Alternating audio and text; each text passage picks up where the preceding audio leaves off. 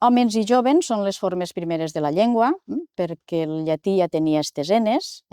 Llavors, també aquí hi ha una mentida, estes universals, o pseudoinformació, o fake news, i diuen que nosaltres afegim la ena. No, nosaltres no l'afegim, és que els que diuen homes i joves la perden. Això en llatí era homine, i llavors hi havia ja esta ena, i nosaltres la mantenim. Una persona que digui homes, quan fa el diminutiu, li ha de sortir esta ena, diu homenet. Vull dir que la mateixa ena que nosaltres estem dient a hòmens és la que ells tenen quan diuen homenet.